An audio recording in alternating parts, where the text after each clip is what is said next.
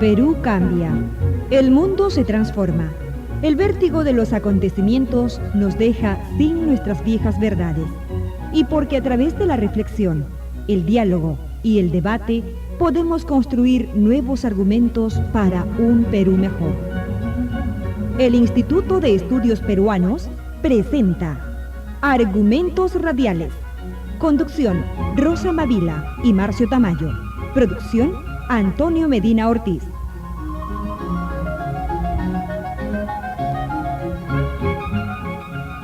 Buenos días, estimados radioescuchas. Y el día de hoy el tema que pensamos trabajar es el de la privatización de las empresas públicas.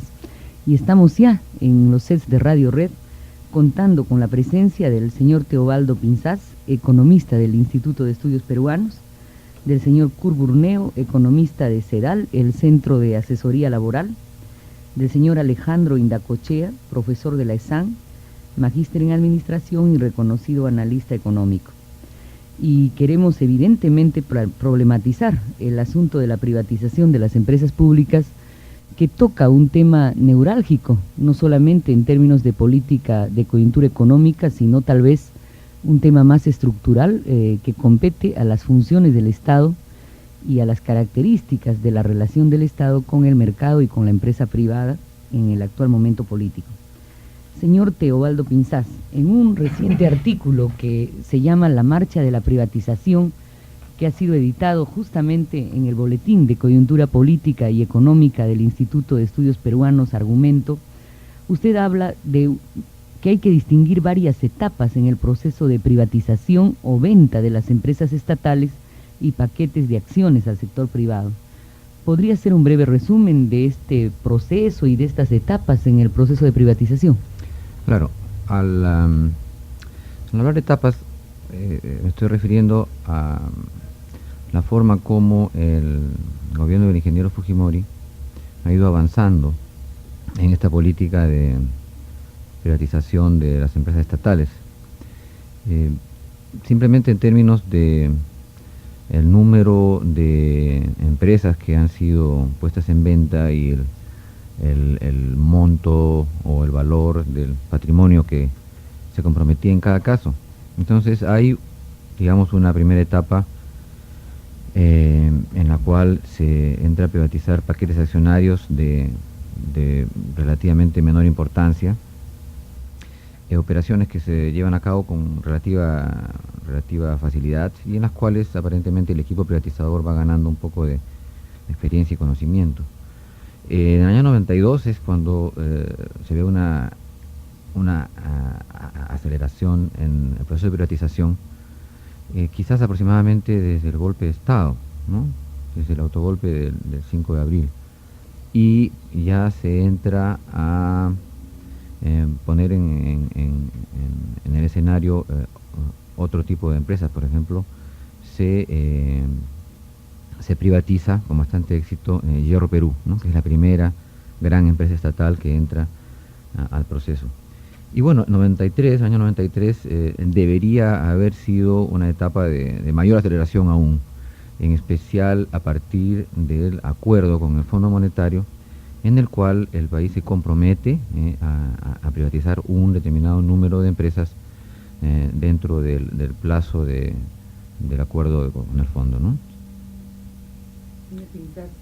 La doctrina de privatización de alguna manera está reflejando que en el programa económico las iniciativas o las sugerencias, por decirlo democráticamente, del Banco Mundial y del Fondo Monetario Internacional se están cumpliendo en el proceso de privatización. A su criterio, ¿estamos aplicando fidedignamente las perspectivas auspiciadas por el Banco Mundial y por el Fondo Monetario en el proceso de privatización? Bueno, a mi juicio el problema es que al comprometerse el gobierno a privatizar un determinado número de empresas en un tiempo fijo y varias de ellas empresas de gran importancia, se mete en una suerte de camisa de fuerza que lo puede llevar a tratar de vender a como dé lugar, ¿no? Y a pensar que el proceso está fracasando porque no se está logrando vender tantas empresas en un tiempo dado. Entonces, esta forma de plantear el asunto en términos de puramente cuantitativos, ¿no? Tantas empresas en tanto tiempo, me parece que no es una manera conveniente de entrar al proceso de privatización, que compromete intereses muy grandes y patrimonio estatal muy importante. Por un lado eso, y por otro lado, bueno, juzgando desde fuera y por los fracasos que han habido recientemente, tampoco se estaría logrando estas metas, ¿no? Estarían surgiendo problemas, al parecer no esperados en la puesta en venta de las últimas propiedades del Estado. Bien, señor Cruz Burneo, usted ha tenido el acierto de preparar, elaborar y publicar un libro respecto a este proceso en el Perú que se titula El desafío de la privatización en el Perú. Entre otras cosas muy interesantes que están afirmadas en su ensayo, nosotros quisiéramos que usted nos resuma más o menos brevemente cuáles son los criterios básicos de la privatización como concepto dentro del ajuste estructural, del llamado ajuste estructural, que es programa del Fondo Monetario y del Banco Mundial, casi una receta que imponen con algunos criterios en casi todas las economías que están desequilibradas. Y luego de ello, ¿cuáles serían las alternativas? ¿Es realmente la privatización la única salida que podrían tener las empresas públicas en un país como el nuestro? Adelante. Bien. Una primera cosa que yo debiera de manifestar es que por el lado de, digamos, si la privatización es la única opción, yo debería de manifestar lo siguiente. Por un lado, debemos de ponernos de acuerdo, digamos, cuando hablamos de privatización, a qué cosa nos estamos refiriendo.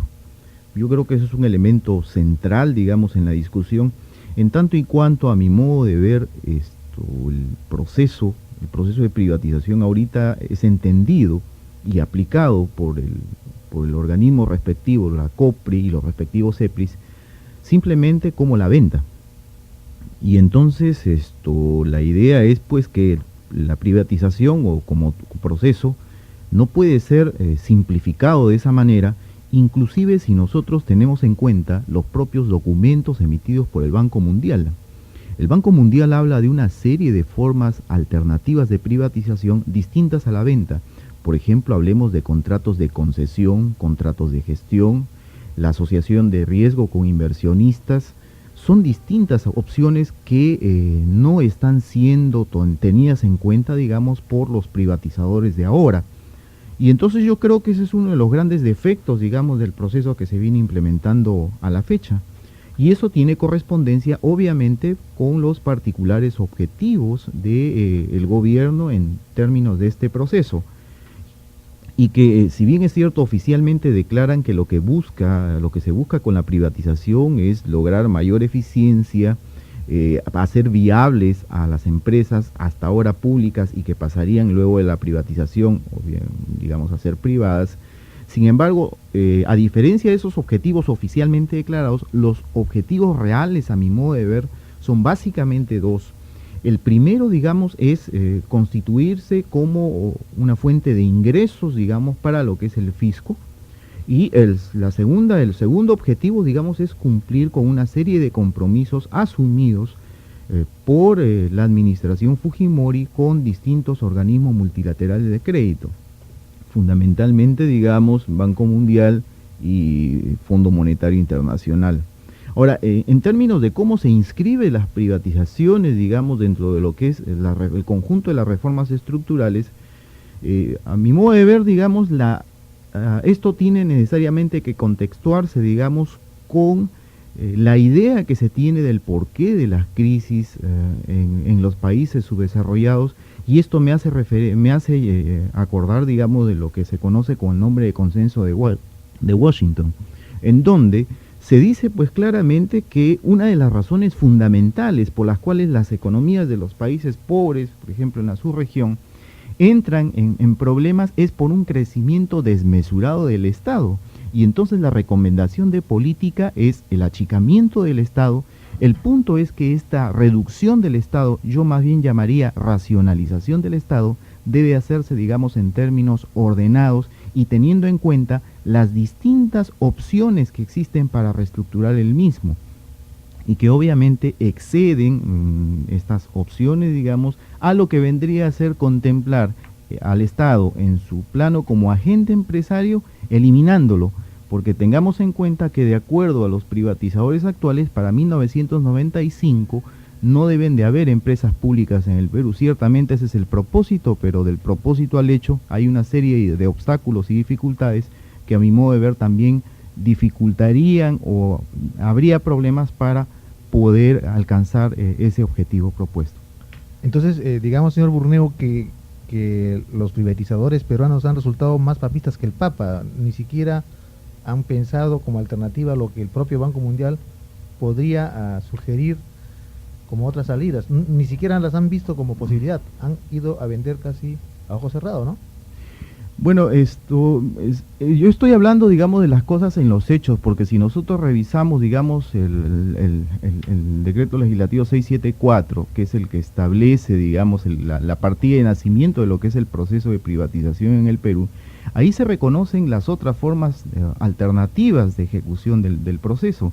Lo que pasa es que la vía de los hechos simplemente se asume a la privatización como la simple venta. Reitero, esto responde fundamentalmente a los objetivos particulares que se ha trazado, digamos, esta administración, básicamente por las necesidades de hacer caja y cumplir compromisos con organismos multilaterales. Señor Alejandro Indacochea, justamente tratando este tema que tiene que ver con si las funciones del Estado implicarían la eliminación total de su rol a nivel empresarial, incluso en las áreas que conciernen a servicios públicos básicos y que requieren de cierta fiscalización evidentemente pública y consensual.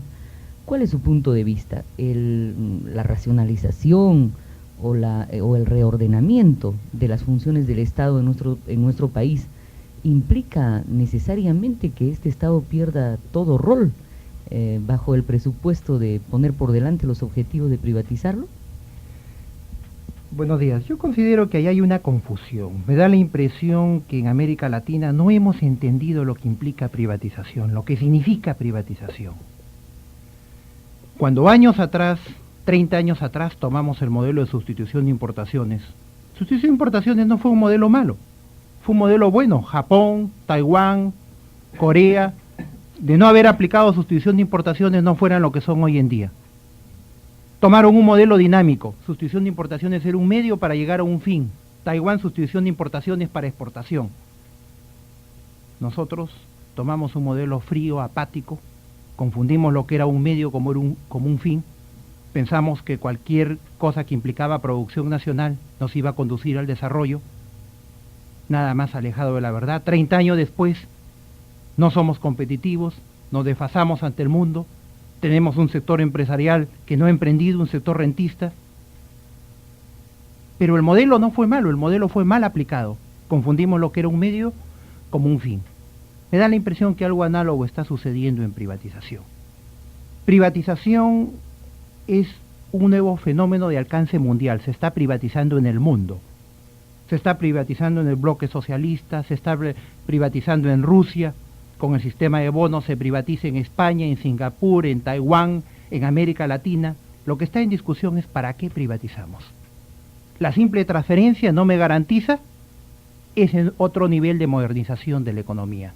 Yo tengo que perseguir atraer inversión extranjera, modernizar mis empresas, generar empleo, atraer tecnología, en fin, dar pie, digamos, a mi economía para el siglo XXI. Eso es lo que llamamos el plus de la privatización, el efecto multiplicador de la privatización. La privatización no es una simple transferencia. Es decir, la privatización en función del desarrollo, para decirlo en términos más o menos simples para nuestros radioescuchas, ¿no?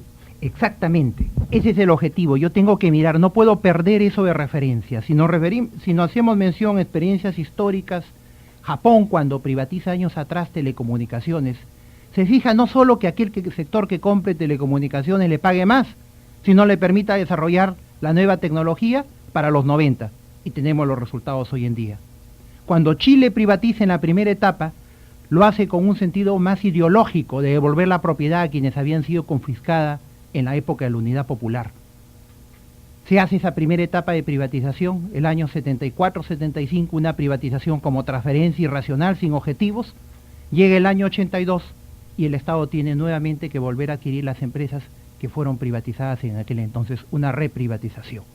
Paradójicamente, en esa nueva etapa, ellos sí fijan objetivos, sí fijan una estrategia y han sido muy cautos en lo que implica con un proceso de privatización exitoso hoy en día en el modelo chileno.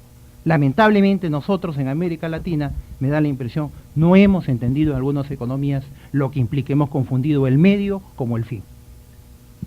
Esto puede resultar grave entonces, como a corto plazo, de repente la experiencia chilena en el Perú, dado esta especie de premura como se está llevando a cabo la privatización, de repente se va a tener que repetir de aquí a unos 6 u 8 años una recompra.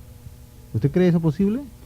No quisiera que sea así, no quiero que sea así, más aún, el que hable es un convencido de la privatización.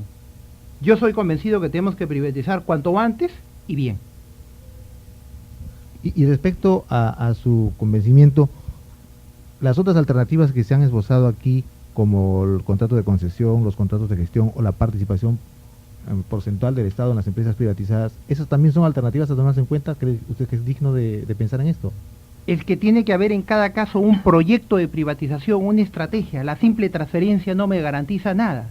En algunos casos, paradójicamente, la misma burocracia estatal que años atrás, a nombre de la revolución, a nombre de un estatismo, tomaban las empresas a sus dueños en el sector privado, eran transferidas al sector estatal y pensando que la transferencia conjunta de la propiedad, la tenencia conjunta de la propiedad nos iba a conducir al desarrollo, lo cual fue totalmente alejado de la realidad, con los hechos que son evidentes. Años después emprende un proceso de privatizador totalmente irracional, totalmente sin objetivos, sin definición a dónde se quiere llegar, qué es lo que se quiere hacer.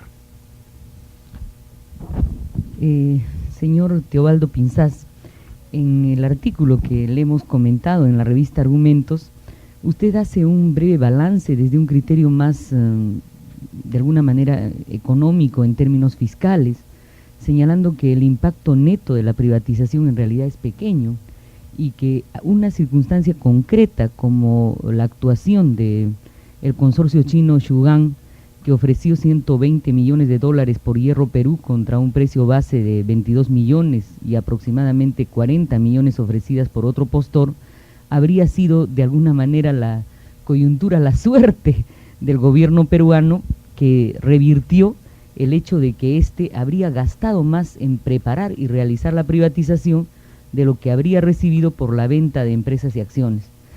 Y usted señala de que en realidad las adjudicaciones estarían más en el proceso de privatización orientadas a capitales extranjeros o a grupos y empresas de otros países de América Latina, especialmente México, Chile, así como de China.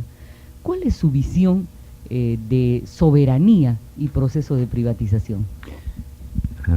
Antes de responder a la pregunta, quiero volver un poco sobre lo que trato en ese breve artículo.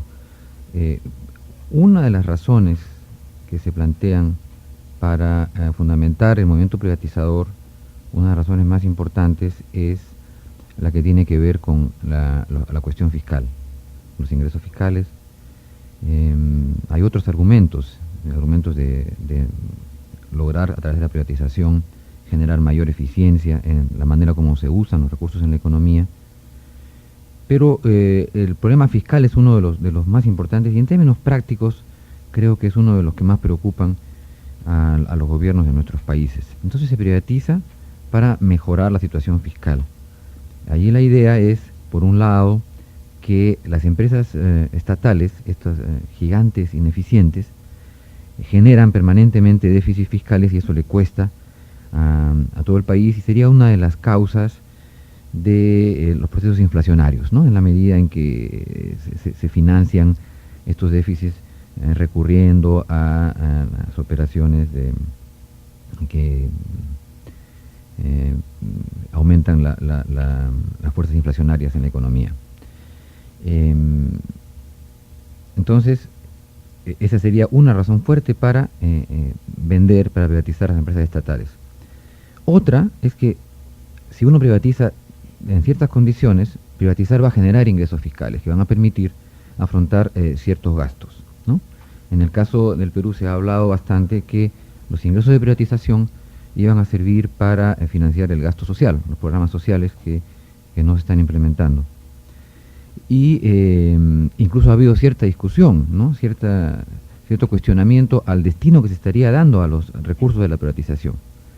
Ahora, lo curioso en esto es que hubo declaraciones del presidente Fujimori sobre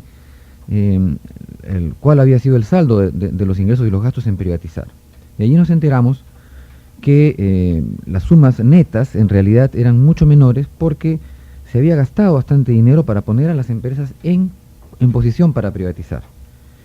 Y luego, haciendo un poco juntando solamente las cifras que se estaban mencionando, lo que se concluye es que si no hubiera sido por la venta de Hierro Perú, que fue en realidad para el Perú una casualidad, que solo se explica por la estrategia económica del Estado chino, en realidad se habría gastado más en preparar las empresas para venderlas que lo que se hubiera obtenido como ingreso por su venta. Lo que evidentemente reflejaría cierta irracionalidad incluso desde ese terreno estrictamente económico, ¿no? A mi modo de ver, sí, e ilustra la situación complicada en la cual estamos entrando a privatizar. Además, me parece irónico que estamos nosotros deshaciéndonos de empresas estatales porque el Estado no puede funcionar eficientemente y justamente un consorcio estatal chino está comprando una empresa estatal de la cual el Perú está tratando de deshacerse. Y bueno, allí para mí el punto es, en una economía, en la recesión en la cual está la economía peruana, pienso que ninguna empresa en realidad cuesta lo que realmente vale, ¿no? Quien venga a comprar en realidad va a tener la posibilidad de comprar barato, ¿no? Entonces, si yo remito esto al argumento de los ingresos fiscales, ¿no? Que es uno de los argumentos fuertes para lo de la privatización, y estando además yo de acuerdo con la necesidad de privatizar, porque no estoy tratando de decir que no se debe privatizar en absoluto, a mí me parece que es mucho más sensato, teniendo en cuenta este punto de los ingresos fiscales, primero ver la forma de que la economía vaya saliendo de la recesión, los activos vayan alcanzando un valor más cercano a lo que costaría reemplazarlos, e ir entonces privatizando de una manera más progresiva, ¿no es cierto? Y por eso pienso yo que estos compromisos de privatizar tantas empresas en tanto tiempo en las cuales el Perú ha entrado con el acuerdo con el fondo, en realidad no son lo más conveniente visto desde este punto de vista. Bien, en esta misma perspectiva, el criterio con el que se ha estado ejecutando la privatización casi exclusivamente para cumplir con los compromisos pactados con el fondo como tal, evidentemente el apuro no es buen consejero.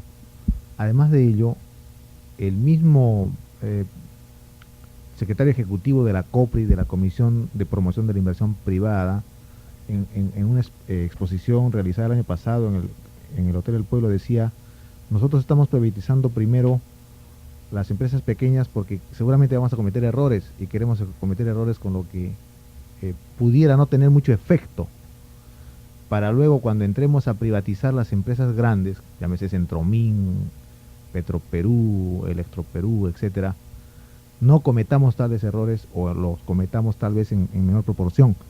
Pero si el apuro se da como hasta el momento, muy probablemente se cometan no solamente errores pequeños, sino bastante gruesos, ¿no? En esa perspectiva, ¿con qué racionalidad, señor Burneo, podríamos decir que privatizar debe estar regido en un calendario de aquí a diciembre, por ejemplo? Decir que hasta antes de diciembre se debe privatizar Banco Continental e Interbank, si no se cumple con el modelo. No tiene lógica, ¿verdad? ¿Cuáles serían las alternativas a esto? Bien, antes de responder a su pregunta, yo quisiera hacer una precisión que a mí me parece importante. La posición que yo sostengo, digamos, de ninguna manera puede ser establecida como que no estoy a favor de la privatización. El asunto, digamos, es que la crítica viene por el lado de asumir a la privatización, digamos, como únicamente la venta. Es más, yo sí creo, digamos, de que tiene que haber una reestructuración del Estado en su rol como agente empresario, pero que dicha reestructuración no supone la cancelación, la eliminación de su papel como agente empresario, porque existen determinados sectores en los cuales sí tiene que darse acción del Estado como empresario. Y esto no son experiencias inéditas. Veamos el caso, por ejemplo, de Chile. En Chile de Pinochet, digamos, en donde Codelco es una empresa estatal, una empresa líder en el mercado mundial de cobre, es una empresa rentable, es una empresa eficiente, y sin embargo es estatal. Aquí un poco que se menciona que empresa estatal es sinónimo de ineficiencia. Yo diría que el asunto de la ineficiencia no está supeditado a lo que vendría a ser la propiedad, sino a la gestión que se hace sobre la empresa. Y es esa una de las reformas fundamentales que debe de hacerse, digamos, y que a mi modo de ver poco se ha avanzado en ese sentido. Si no, veamos qué es lo que está haciendo el gobierno en estos momentos con las empresas que aún siguen siendo estatales. O sea, lamentablemente, a mi modo de ver, en el plano microeconómico no se han dado, digamos, los reajustes necesarios en la gestión de las empresas que a mi modo de ver todavía en 1995 van a seguir siendo públicas, a pesar de que busque dinamizarse el proceso. Y respondiendo a su pregunta, yo creo que el establecerse, digamos, metas a no ser cumplidas como las que se dio a finales del año pasado en el último trimestre, en donde más o menos faltando 3 o 4 meses para fin de año se establece un rol de privatización de 17 empresas y al final en los hechos solamente se privatizaron 3. Los anuncios que no son cumplidos definitivamente dejan traslucir un margen de improvisación, digamos, en lo que es la ejecución del proceso. Y bien, como estamos tratando el tema de privatización de empresas públicas, vamos a hacer una breve pausa para continuar con esta entrevista al señor Teobaldo Pinzás, economista del Instituto de Estudios Peruano, al señor Kurt Burneo, economista del Centro de Asesoría Laboral, y al señor Alejandro Indacochea, profesor de la ESAN. Una breve pausa, queridos Radio Escuchas, y seguiremos trabajando el tema de la privatización de las empresas públicas. Ya está a la venta Memoria del Bien Perdido, Conflicto, Identidad y Nostalgia en el Inca Garcilaso de la Vega, publicado por el Instituto de Estudios Peruanos y la Biblioteca Peruana de Psicoanálisis. El prestigioso psicoanalista Max Hernández, autor del libro, hace un innovador estudio de la vida y obra del Inca Garcilaso, que condensó nuestra historia y escribió la suya. Y usted puede adquirirlo en su librería favorita o en Horacio Urteaga, 694, teléfono 32 30 70.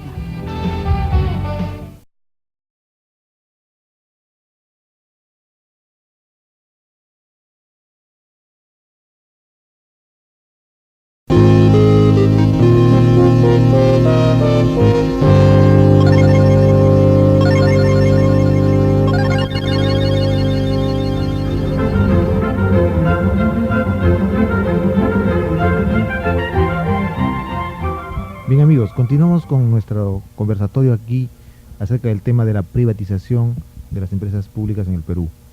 Señor Alejandro Indacochea, el proceso estamos empezando a ver que tiene, en el caso peruano, muchos defectos, uno de los cuales parece ser fundamental, ¿no? Aquel criterio que dice que las empresas públicas son ineficientes per se y como tal hay que pasarlas al sector privado y automáticamente, tan pronto lo asuma un empresario privado, se va a convertir en eficiente. Usted tiene bastantes ejemplos y bastantes criterios al respecto de cómo se podría ejemplificar este criterio más o menos burdo y cómo se podría enjuiciarlo, ¿verdad? ¿Cuáles son los casos en el que, en el caso peruano, no es sinónimo de ineficiencia la empresa pública o tampoco es sinónimo de eficiencia la empresa privada? Yo quisiera volver sobre varios aspectos. El primero, para resolver concretamente la pregunta, el cambio de tenencia no me indica una mejora de la eficiencia.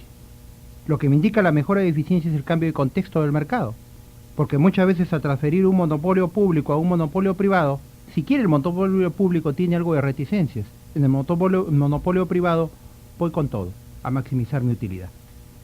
Pero para mí el problema central, el problema medular de la privatización en el caso peruano, es que no podemos privatizar por ideología. No podemos privatizar por una simple transferencia de la propiedad. Ni tampoco por un calendario, merced a un compromiso contraído en el exterior. Tenemos que privatizar con un objetivo final concreto, con un beneficio para el consumidor, para la población en su conjunto. Para poder privatizar con ese objetivo final necesito elaborar una estrategia, y no existe estrategia. Yo creo que los dos únicos casos exitosos de la privatización peruana, en el cual yo sí difiero en que no es el azar, sino marca la diferencia entre lo que es trabajar profesionalmente, con objetivos, con estrategia, y con una experiencia, con un background internacional, son Hierro Perú y son Quellaveco. En Hierro Perú se tuvo el acierto de contratar al Boston, un banco de inversión. Esto no es ninguna promoción para el banco de inversión porque ha habido problemas en el exterior con bancos de inversión. Se hace una evaluación por un ente independiente. No es lo más importante el valor de ventas, porque el Estado no está rematando propiedades. Lo más importante es mi programa, mi plan de inversión, qué se quiere hacer a futuro. Y adicionalmente en este banco de inversión, ¿para qué un marketing internacional, un marketing mundial? Sale a ofrecerlo del mundo y encuentra el cliente adecuado en el mercado chino. En este caso es Shogun Corporation, una corporación pues que nos paga 312 millones con un compromiso y un efecto multiplicador dentro de toda la economía. Ellos buscaron el mercado adecuado. Ellos van a cobrar más, pero nosotros también vamos a ganar más como país. La privatización es un proceso internacional, es otro orden de cosas. Cuando se privatiza Quellaveco, que fue un caso exitoso, también dentro de la privatización se hizo lo mismo. Se dio una apertura internacional en otro contexto, con objetivos, con estrategia. Ahora, como punto de reflexión, es que los dos únicos casos para mí exitosos de la privatización están en el sector minero. Parece ser que en el sector minero, por las características del negocio, uno no puede preocuparse solo en la transferencia, sino en lo que implica un programa de inversión, si tengo capacidad o no para poder yo trabajar a futuro en la minería. En el resto de privatizaciones nos deja mucho que decir. Incluso en lo que va del año, concretamente lo único que tenemos privatizado es Renasa, una pequeña empresa de $2.900.000. El resto son subastas postergadas, Aeroperú que se arrastra desde el año anterior, Aeroperú con una situación muy sui generis, en donde es un comprador que no sabe lo que compra y un vendedor que no sabe lo que vende. Lo vendemos como un condominio, como una propiedad compartida, y meses después aparece el nuevo propietario señalándonos que él desea vivienda única. Nosotros como país no nos vendimos claramente como condominio porque lo que nos interesa es competencia. Al consumidor final lo que le interesa es un buen servicio al bajo costo, no le interesa quién dé el servicio. Y ese buen servicio al bajo costo se da con competencia. Entonces de ninguna manera podemos transferir monopolios. Estamos reordenando nuestra economía para entrar a una economía verdaderamente de mercado. Entonces lo importante es entrar con ese objetivo, con esa estrategia, que es lo que no existe en muchos casos en el proceso privatizador peruano.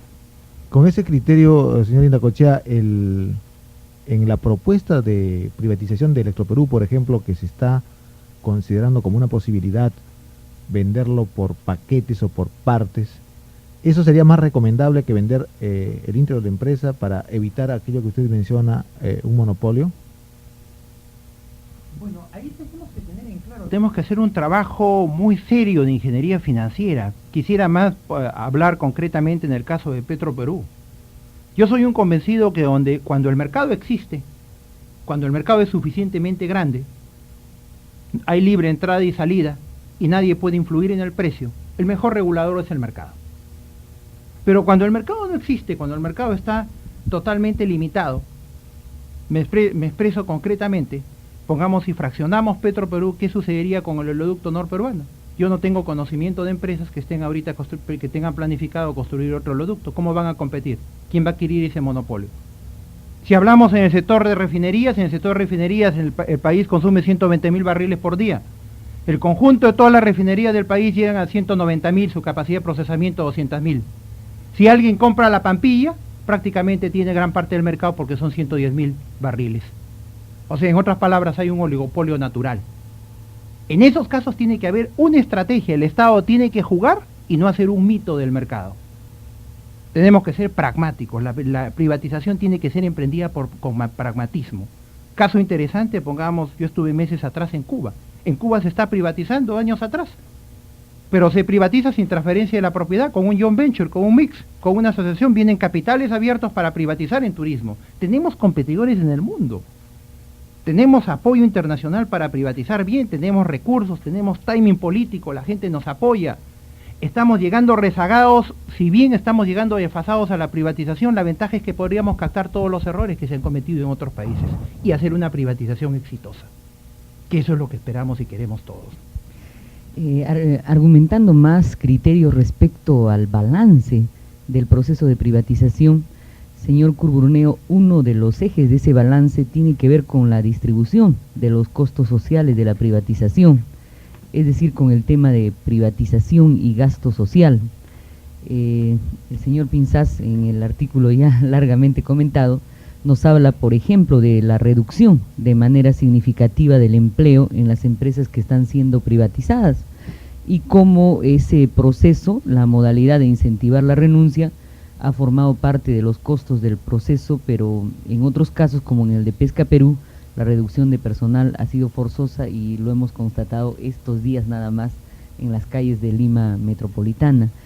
¿Es posible privatizar garantizándose de alguna manera una política de mayor equidad en relación al costo social, señor Burneo? Bien, yo creo justamente que el no tener en cuenta un aspecto tan importante como este asunto, digamos, de los costos sociales e implícitamente lo que es la equidad, esto nos lleva pues a situaciones, digamos, como la nuestra. De acuerdo a información del propio Instituto Nacional de Administración Pública, digamos, desde 1990 hasta marzo-abril del 93, se han producido, digamos, renuncias en las empresas públicas, renuncias inducidas ciertamente, y aquí debo de mencionar que aparte de los incentivos ofrecidos, un elemento de incentivo, entre comillas, para estas renuncias han sido los bajos salarios, el congelamiento de las remuneraciones de los trabajadores en las empresas estatales, como decía, desde 1990 hasta marzo, abril del 93, de acuerdo al INAPS, han renunciado 24.622 trabajadores de las empresas estatales, y si a esto le sumamos entre los 3.000 y 3.500 declarados como excedentes o cesados, estamos en verdad, digamos, manejando una cifra de alrededor de 29.000 trabajadores de las empresas estatales que ahora simplemente no tienen empleo.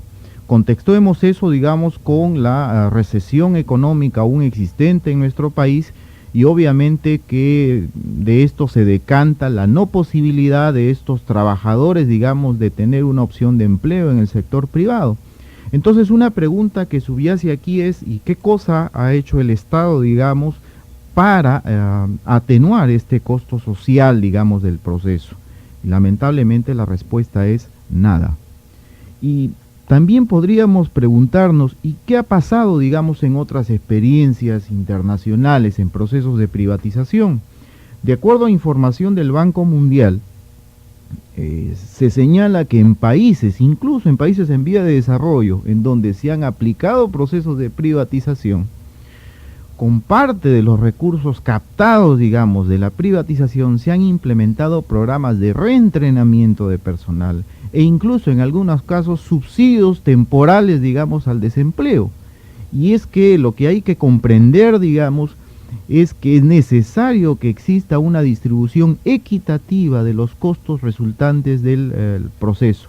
Lamentablemente, digamos, esta experiencia internacional no es tomada en cuenta aquí, y es por eso entonces como, conforme pasan los meses, los trabajadores de las empresas estatales van perdiendo su empleo en aras de hacer a estas vendibles, como ya lo habíamos mencionado, digamos, minutos antes, ¿no? Señor Pinzás, entre otros de los enfoques con el cual se puede hacer un balance del proceso que se está llevando a cabo en el Perú, vemos que durante el año 92 se ha privatizado por un total de 190 millones de dólares, pero de los cuales 140 millones de dólares se han consumido en propiciar la privatización, se ha gastado para hacer posible esta privatización. Esto nos conduce a una reflexión muy seria. 140 millones de dólares no es una cifra pequeña. Para decir algo, los tan criticados gobiernos regionales que el actual gobierno está desimplementando, ¿no? Ninguno de ellos ha tenido un presupuesto que ni siquiera llegue a 100 millones de dólares. Ni el más grande ni el más pequeño de estos gobiernos regionales. Entonces, una comisión o una instancia del Estado para privatizar ha gastado en un año mucho más que cualquier gobierno regional. Y sin embargo, nadie está aparentemente tomando en cuenta este proceso o este problema. La pregunta es, ¿qué se puede colegir de primera instancia ante estas cifras? En segundo lugar, ¿en qué se podría pensar que se ha gastado tanto dinero? Y cómo indirectamente los beneficiarios del proceso que sería el Estado para tener mayores ingresos no lo está teniendo como tal, y tampoco los costos sociales que podrían haberse financiado con este remanente, con este plus, tampoco se está llevando a cabo. Bueno, el problema de cuánto cuesta poner las empresas para que se puedan vender, que es una cosa que siempre entiendo que se tiene que hacer, ¿no? En el caso de una de las primeras experiencias privatizadoras, que fue el gobierno de la señora Thatcher, ellos enfatizaban mucho este asunto de ponerlas en azul a las empresas, ¿no? Eso evidentemente cuesta. Yo no tengo criterios para saber si lo que se ha gastado es excesivo, es demasiado, y obviamente si uno lo mira y lo compara con los presupuestos de los gobiernos regionales o con las sumas destinadas a los gastos sociales, etcétera, es una cantidad grande. Sobre el tema ese, yo solamente comentaría que en realidad no hay ninguna transparencia. Nosotros no sabemos cómo se ha esos 140 millones de dólares, en qué se han gastado, cómo se han gastado, si pudieron gastarse menos, si pudo haberse hecho de otra forma, ¿no es cierto? Nosotros estamos tratando de hacer un proceso lo más eficiente posible, ¿no es cierto? Entonces, ¿cuánto de esos 140 millones pudo quizás haberse ahorrado o en todo caso, de qué forma se gastó? Ahora, yo quería volver un poco sobre el comentario del amigo Indacochea. Yo estaba diciendo que había sido una casualidad. No me refería en eso, en el caso de la venta de hierro, pero no me refería en eso a que el trabajo del equipo privatizador no haya estado bien hecho. Pero a lo que yo estaba llamando una casualidad es al hecho de que todo estuvo muy bien, se trabajó muy profesionalmente, pero el otro candidato, el candidato fuerte, iba a dar 40 millones.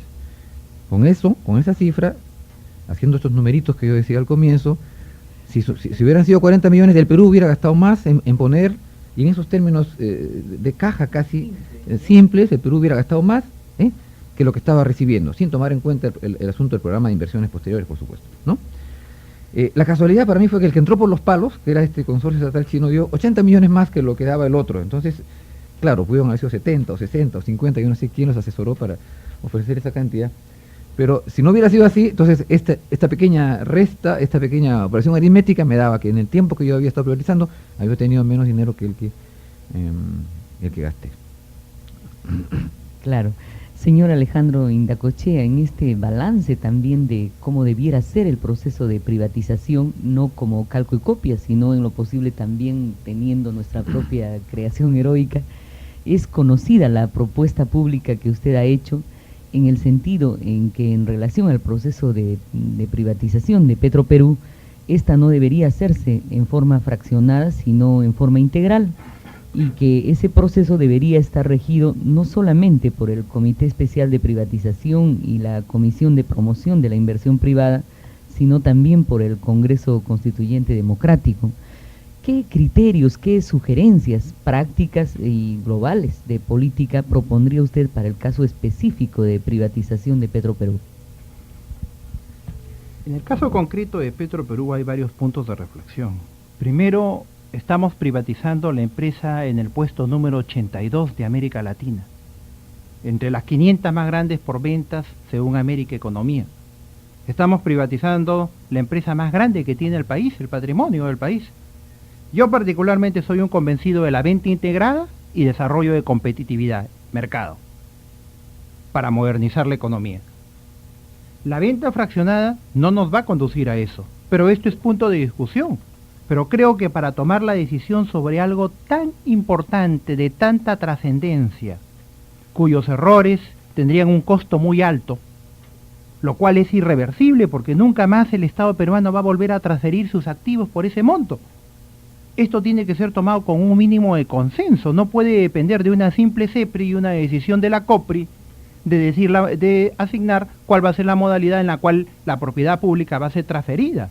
Y acaba una invocación mía para los participantes, para los miembros de la CEPRIS. El compromiso no lo tienen con quien los llamó.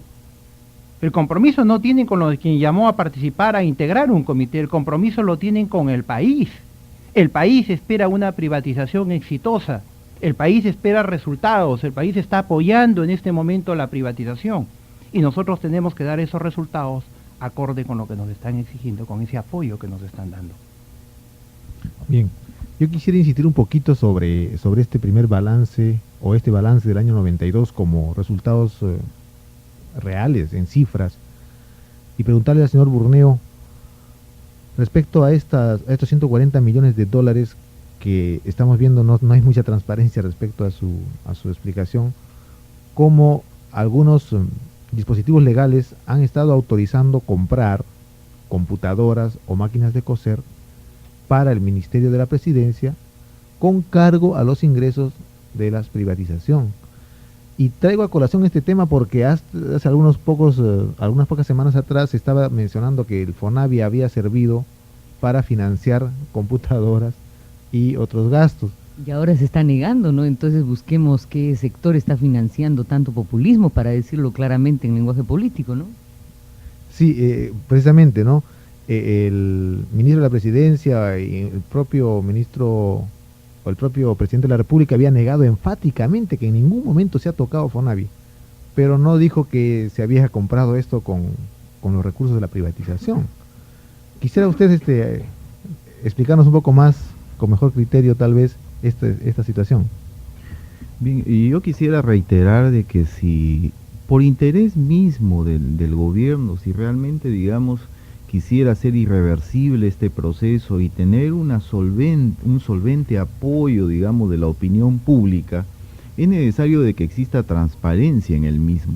Y la transparencia supone, pues, el dar cuenta, ¿no es cierto?, de los procesos una vez efectivizados. Y hasta la fecha, y me parece que esta es una carencia que tienen los mismos representantes en el Congreso Constituyente, no hay información respecto a los gastos de la privatización, y entonces eso es un elemento fundamental. Peor aún, si el presidente Fujimori, el día en que clausuraba las actividades, digamos, por el Día del Economista, señala pues de que se vende por 190 millones el 92 y se gastó entre 140 o 150 millones para preparar las empresas.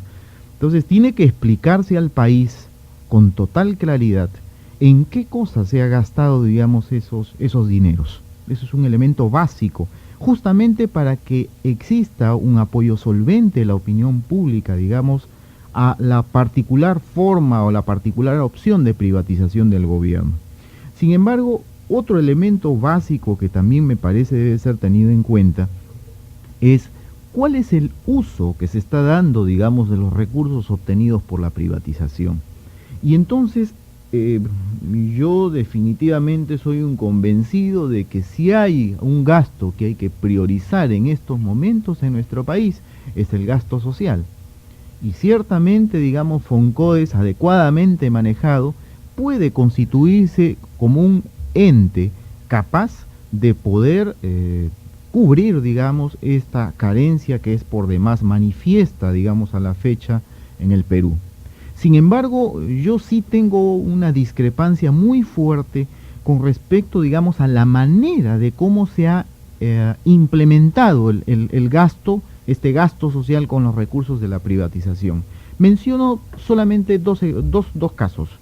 A través, por ejemplo, del Decreto Supremo 066-92 PCM del 6 de julio del 92 y a través del Decreto Supremo 067-92 PCM del 7 de julio, se autoriza al Ministerio de la Presidencia a adquirir microcomputadoras en el primer caso y en el segundo caso máquinas de coser provenientes de la República Popular China con recursos provenientes del proceso de promoción de la inversión privada, ¿correcto?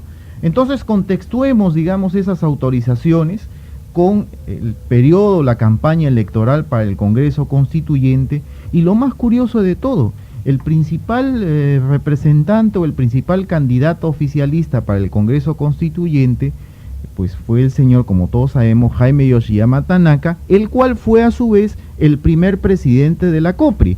Esto es, entonces, con los recursos de la privatización que él en un primer momento tuvo, digamos, bajo su responsabilidad, esos recursos fueron utilizados por el presidente de la República para que, ciertamente con pleno derecho, el asunto es bajo qué contexto se hacía, regalaba computadoras, máquinas de coser, camiones, acompañados por los candidatos oficialistas, es decir, se hacía o se utilizaban los dineros públicos con fines privados. Se utilizó los recursos de la privatización, ¿para qué? Para poder solventar una campaña privada.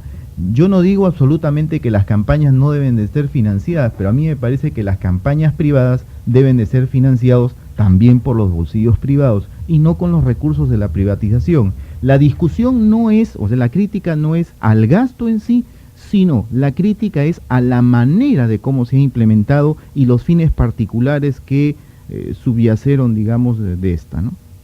Es aún más grave, señor Burneo, porque tengo entendido que los ingresos de la privatización no están presupuestados en el presupuesto general de la República, no se asume como un rubro, por lo tanto no tienen este control administrativo de contrapartida, ¿no? O sea, que es el reino de la absoluta capacidad de discernimiento por parte de quienes están dirigiendo ese proceso, señor Burneo. ¿Esto es así, definitivamente? Bueno, miren, un asunto que a mí me parece nodal, digamos, en esta historia de los recursos de la privatización, como lo menciono en el libro, es que los ingresos de la privatización no están incluidos, digamos, en el presupuesto. Y eso supone entonces que son recursos de libre disponibilidad para Presidencia de la República, para Ministerio de la Presidencia. Y por tanto, incluso, digamos, los niveles de fiscalización son bastante ligeros. Si no, preguntémonos ahora, ¿cuál es el organismo que en estos momentos está encargado de lo que es la fiscalización del proceso de privatización, de los ingresos y de los gastos generados? Contraloría prácticamente, digamos, no tiene nada que hacer en el asunto, que yo conozca. El Congreso Constituyente, idem, tienen un problema de falta de información. Entonces, ¿quién controla a los privatizadores de ahora? Y eso es fundamental para la necesaria transparencia que tiene que darse, digamos, en la implementación del mismo. Con respecto a este punto, señor Indacochea, ¿parecería urgente que se proponga un proyecto de ley ante el CCD que regularice esta situación? Tendría que haber una ley de privatización, porque no hay, yo coincido plenamente con la observación de Kurt que no hay un mínimo de control, un mínimo de supervisión sobre la privatización. No hay una responsabilidad, digamos, por las decisiones tomadas. Si bien en los usos de los recursos quisiera transmitir muy brevemente algunas experiencias internacionales, hay un porcentaje, pongamos en Venezuela, que se destina a lo que es reentrenamiento laboral, para que durante 180 días aquellos que queden despedidos por el proceso de privatización tengan un programa de entrenamiento para poderse adaptar dentro del aparato productivo. Hay otro porcentaje para investigaciones, para universidad, y se especifica lo que es gasto social. Esto tiene que quedar tipificado por ley, que es la experiencia internacional. Por otro lado, la decisión de privatizar empresas de cierta magnitud también tiene que ser tomada con un mínimo de supervisión, tiene que haber una responsabilidad, y ahí yo invocaría a que el CCD juegue un rol sumamente importante no como un órgano, digamos, burocrático que entorpezca las funciones, sino como un sistema sumamente expeditivo, ágil, que nos permita tener plena transparencia en el proceso. Finalmente, estamos casi al final de nuestro programa, pero quisiéramos preguntar al señor Pinzás si tiene alguna otra recomendación importante al cierre de este programa. Lo que me parece interesante de esta conversación es que todos estamos de acuerdo con la necesidad de la privatización, pero también estamos de acuerdo en que se requiere un consenso amplio sobre cómo se va a hacer la privatización. Estando de acuerdo con la privatización, cómo se va a hacer y hasta dónde se va a llegar.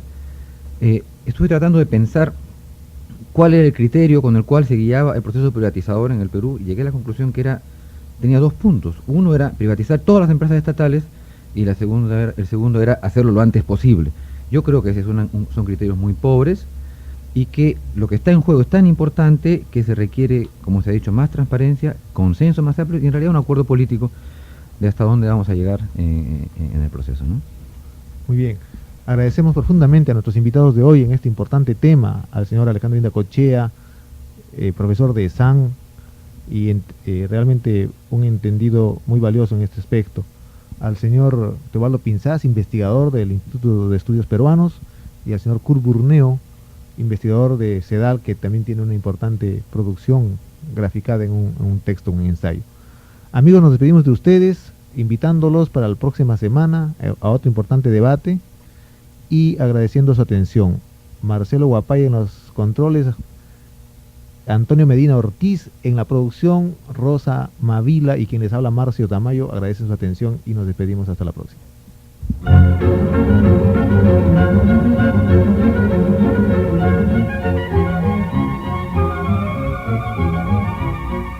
Fueron 60 minutos de argumentos radiales.